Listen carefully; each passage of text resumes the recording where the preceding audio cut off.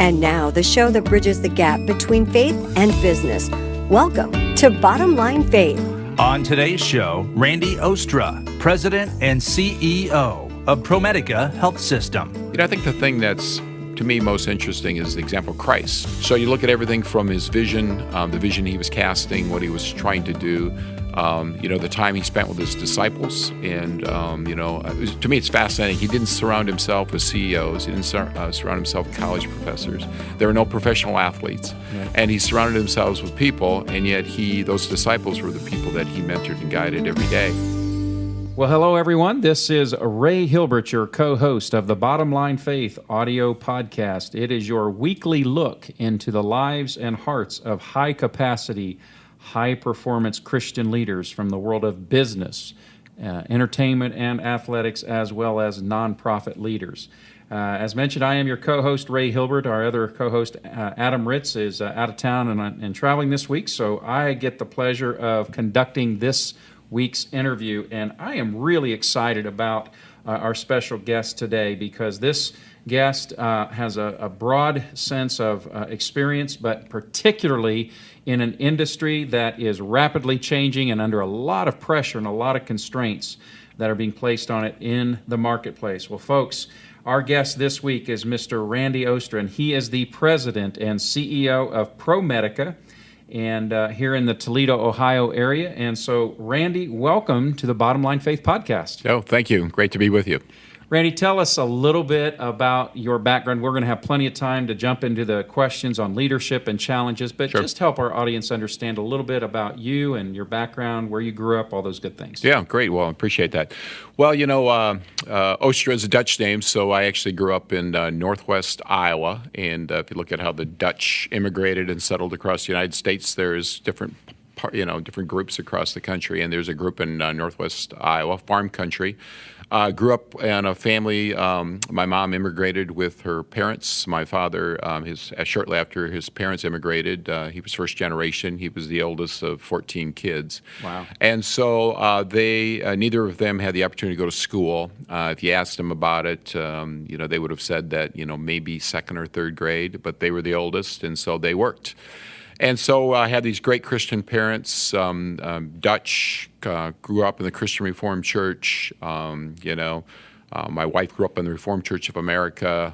We were of families that you didn't miss church, you didn't miss Sunday school, you went to everything. My wife's family was a little better. She actually had perfect attendance, I think, through high school for Sunday school, so that tells you a lot.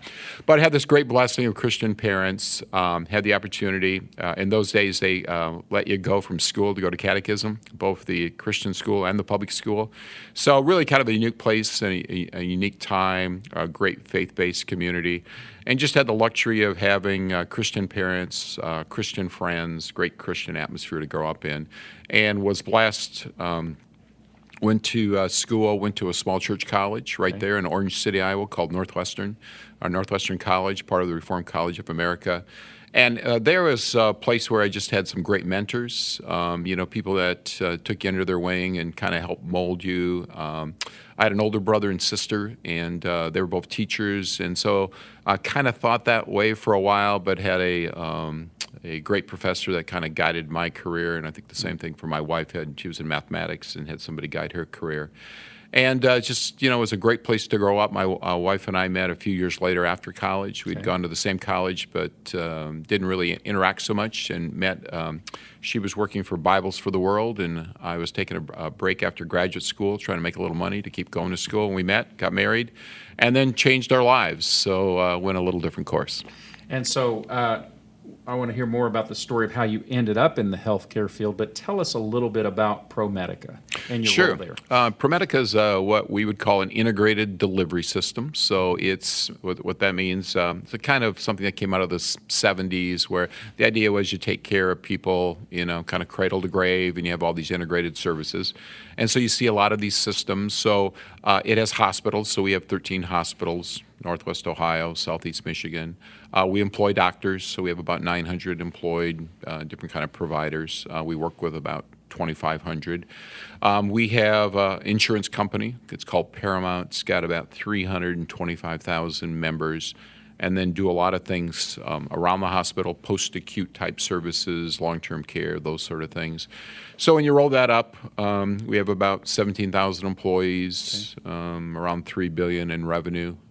So, fairly large regional healthcare system. We're based here in Toledo, Ohio. So a lot of it has focused on how far can you go away from any community and get people to travel there for care. Yeah. So if you looked at a map, pretty logical when you looked at that. It's southeast Michigan counties in northwest Ohio. That's terrific. And did you always know you wanted to get into healthcare? How did that come about? I started out, I had my brother and sister were teachers, so I was going to teach, be a coach, was interested, played, football in high school and college, small college football, so always thought about that. Then I got there and I thought, boy, I don't want to do this the rest of my life. Between student teaching and biology, and then just playing football, decided that really wasn't right for me. Decided to become a physical therapist for a while, and again with this kind of sports idea in mind. And then a professor from Northwestern really started to kind of just talk to me a lot about kind of my future and where I should go, and really kind of convinced me to teach in college. So thought that would be a good path. He was a medical technologist, so he had some additional lab training. So I did that, and then went to graduate school to teach. And the idea was to get a doctorate in microbiology. But after I got a master's, I took a break, as I mentioned, to earn a little money. I met my wife, and I got a job working for a company that was based in Sioux Falls, South Dakota. It was owned and run by a group of physicians, and they provided services to small hospitals across the Midwest. And I spent a fair amount of time traveling through the Dakotas, Nebraska, Iowa, Minnesota. Probably been to every small town in all those states, and spent some time going to public health service hospitals on the Indian reservations. And, had a tremendous impact on me what, that experience was. And one day we were flying, and the president of the company asked me what I was going to be doing when I was 50 years old. So at the time, I'm 28, and it was kind of one of those things. We flew single-engine planes, very noisy. So I'm kind of yelling at him, like, what did you say? And he said, what are you going to be doing when you're 50 years old? You won't be doing this. And so that precipitated a bunch of discussions. So I went through a process of deciding where we should go in life. Yeah. So looked at Christian counseling, took the LSATs, decided maybe I should be a lawyer, and also continue to think about healthcare administration. Yeah. So I won't bore you with the details, but ended up going back to the University of Minnesota at 30 years of age. So my wife and I quit our jobs, sold our house, sold our cars. Wow. Went back to school, took a complete pivot in life, worked our way through. The money we had we put away, so we were going to live on what we made. So cleaned our apartment building for free rent. I cleaned a bank at night. My wife did income taxes. Wow. 2-bedroom apartment with 2 little kids, and so we started over in life. What was interesting was the reason he was asking me what I was going to be doing at 50 years old. The company was in the process of being sold, and shortly after I made it to the University of Minnesota, they were sold, and they don't exist today. So, little grace of God there about pushing in the right direction. That's a really amazing story, and I also see many strong indications of that good old Dutch Reform work ethic in there. Yeah, well, exactly right. You're going to get it done one way or the other. You're going to get it done. Exactly right. Yes. That is fantastic. We're going to talk in just a moment about leadership, lessons learned, and so forth. But take a moment and just give a synopsis from your viewpoint. The healthcare field, obviously, rapid changes going on, all kinds of tension and pressures there. What's that look like? Yeah, it's interesting case study. People look at healthcare and they go like, how did we get to this point in life? And if you look at it where we are today, we're a $4 trillion industry, consuming almost 20% of the gross domestic product, and it's going to continue to go up. So now they're talking $5 trillion and 25%. We really can't afford it. You go back in history, and a couple things happened. Post-World War II, post-Depression, we passed something called the Hill-Burton Act, and it was a really well-intentioned. It was a job creator, and after the war and Depression, the hospitals were in bad shape. A lot of clinical advances in World War II. If you can imagine these it's interesting to look at life events. So I think it was Truman decided we're going to put veterans back to work. We're going to build hospitals. We built 195,000 beds. So that's 4,050 bed hospitals in this country. And so we built this big structure. It was thought to be a job creator, a great thing to do for communities. It was. 1965, we passed Medicare. And great thing to do. We were trying to provide care for seniors that needed health insurance. But the problem was we didn't put any controls on it. So what grew out of that was an industry. And in those days, Medicare also paid your capital costs, their share of it. So there was no reason not to build dramatically. And so we built up this huge industry that is less focused on preventative care, primary care, mental health services that we see in Europe. And so now we have a model that we can't afford, but no political will to change it. The Affordable Care Act did some nice things in that it put some money in innovation. It also, added a number of people to the insurance rolls, somewhere between 20, 25 million. That's a good moral thing to do. But it did nothing for the cost curve, even though they are paying us a little differently, more for value. So it's a mess. We would like it to move to more of a social determinant sort of role, but that's probably a long discussion for another day. That'd probably be if our program was an hour long. We can talk a lot about it. It's fascinating, but it's a bit of a mess, and we need to change the model. Yeah. And, I think it's going to change when finances make it change. Yeah. And that's usually what happens. Yeah, absolutely. Thank you for that background, not only personally and spiritually, but, from a career standpoint. So I'd like to just dig into some of the meat and substance of our program. What I'd love to kind of maybe kick off the conversation with, Randy, is this question. Thinking back over the course of your career, we all make mistakes. We all have failures. What would you say is a big mistake or a failure that you went through, and what did you learn from it? I think the hardest things that, at least that I felt in my career, was the decisions that impact people. So when you get yourself in a situation where you have to actually think about laying people off or impacting people's lives, I ran a bankrupt hospital, and a hospital that it actually was. They were bankrupt, no doubt about it. And we had to lay off 60 people in a small town in Michigan. And went through a process. I was new there. And what was interesting was just dealing with the impact of people and what happened, the result of management actions and not taking good steps along the way got this hospital in a situation where they needed to lay people off. And as much as I tried to change it, I couldn't. You look back at those days and think, well, if I had done this, if I had done that, could I have saved more jobs and protected people's lives? So those are the things that kind of haunt you a little bit. You always wonder if you're doing the right thing, if you did the right thing along the way. I think the point there is just really, I think it's a good motivator for just good, solid management, and for those folks in management to do the right things, to get up every day, to work hard, to really analyze situations from all aspects and make the decisions you need to. It's that whole notion, I think, of creating urgency in companies. So when I look at the times that I think I've failed, it's on some of those issues where you get yourself in an economic position, you have to impact people's lives. Sometimes that's inevitable, right? And I don't care how many times you go through it and how many people have to be a part of that. It still hurts, and right. It's not an easy thing to do. And if it ever doesn't bother us, we might want to check ourselves, right? Right. No, exactly right. Exactly right. Yeah, these are real lives that we're working through here. So let's talk a little bit about your philosophy in terms of how do you attempt to live out your faith in your leadership down and through your organization. How did those biblical principles come to life in your leadership? Well, I think there's a couple cuts. So I've worked in faith-based healthcare before, and right now I'm in an organization that's not faith-based, although some of our hospitals have roots in different type of churches and things. And I think it's, as a person of faith, as a Christian, it can't help but impact your lives. And, I think the thing that's to me most interesting is the example of Christ. So how Christ, his life on earth.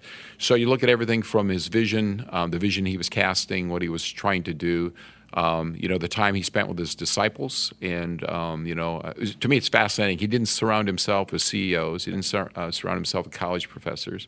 There were no professional athletes. Right. And he surrounded himself with people, and yet those disciples were the people that he mentored and guided every day. And then it's just the empathy he had for people. I mean, just the opportunities, to cast a stone at somebody and just to lift people up. And I think it's that grace, and it's we would call it emotional intelligence, but I think it's grace, where he looked at people that had less than perfect lives. Yeah, that's right. And said, sin no more. And I think those are the sort of things I look at, just what Christ did, how he developed his disciples, how he cast a vision. And he was a great the ultimate change, changer of our world. And he did that by creating urgency. And there's a lot of things in his life, whether it's, overturning the tables in the temple or whatever he did, he was to create some urgency to change. And I think you look at those biblical, principles in life.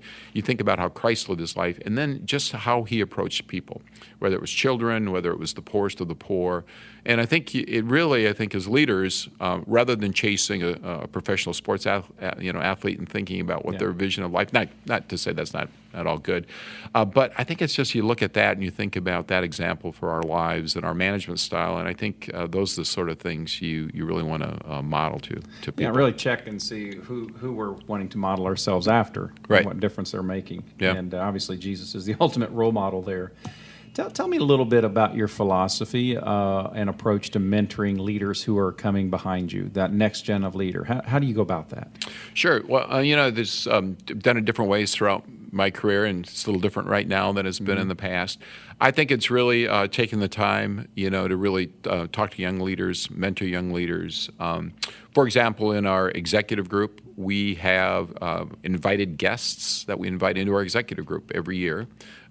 We have 1 to 2 young leaders with us, and so the deal is you're gonna be part of our group for 1 to 2 years, and you're gonna be with us. You're gonna go to every meeting. You're gonna be part of every discussion, and then at the end you're gonna go back to your job. So we've done that with having what we call residents or fellows or interns, and then we've also done it with our mid-management people to allow them to come in. I do a colloquium. Don't ask. I didn't pick the name for that, but it's where I usually spend some time with 30 given the size of our organization, 30 leaders. I think we've done that 4 or 5 times. We talk to them about writing their own view of leadership. There's a great article from the Harvard Business Review, The Incomplete Leader. And so the notion is we're all incomplete leaders. We know that because of our faith in sin. Yeah. And so each and every day it's about being more complete leaders. So I think it's that. I think it's this constant focus on young people, mentoring. One thing, I spend a lot of time having a cup of coffee with people. So several times a week I'll sit down with people that don't report to me. What I've come to do a lot is I text people and just check in. And usually I'm saying, hey, Ray, I'm just checking in, how are things going? And I usually get a page back. And I think it's just letting people know.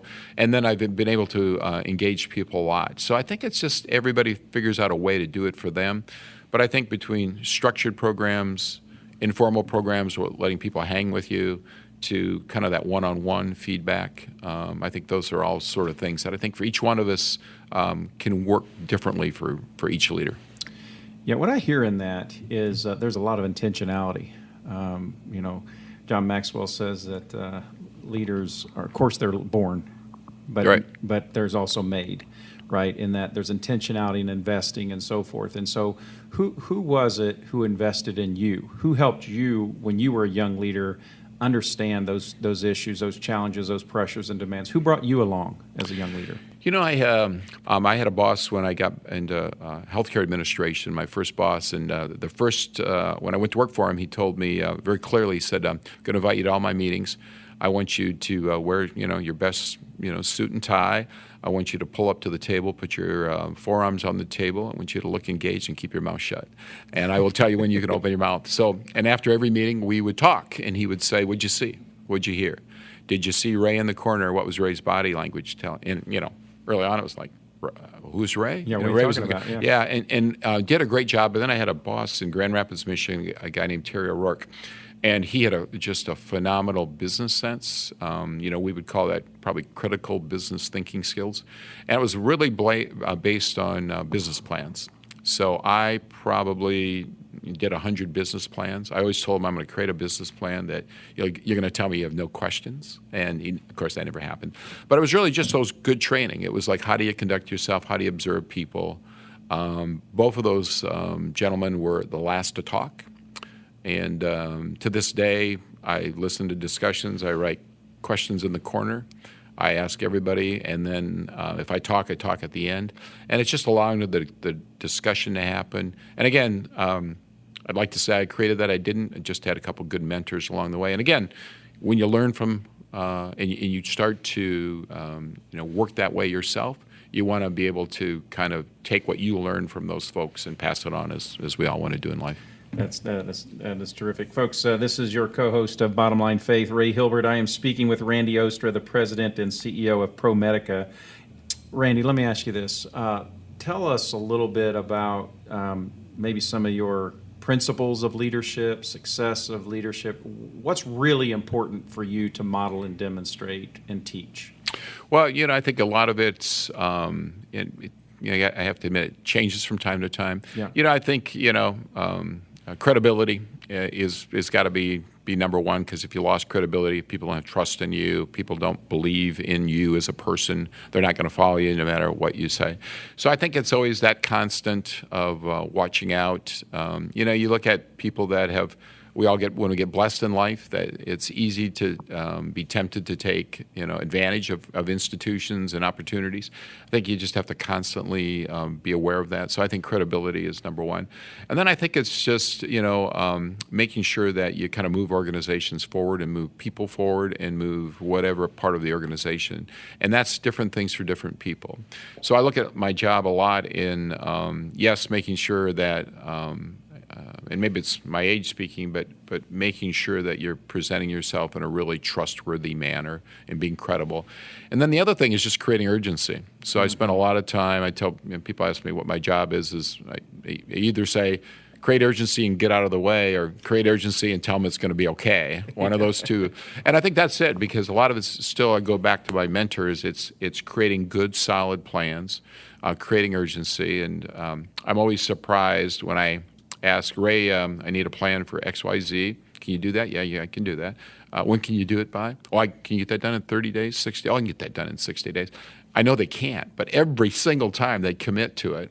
And what it really does, it allows you to kind of elevate the organization, I think. So I look at it in those contexts about, and each area is different, each person is different, each part of our organization is different. There are part of our organizations I would give an A- to, and there are parts I'd give a C- to. Yeah. And it's working on the C- issues. Next year there'll be other C- issues. And I think for any person in an organization, it's really trying to move yourself forward.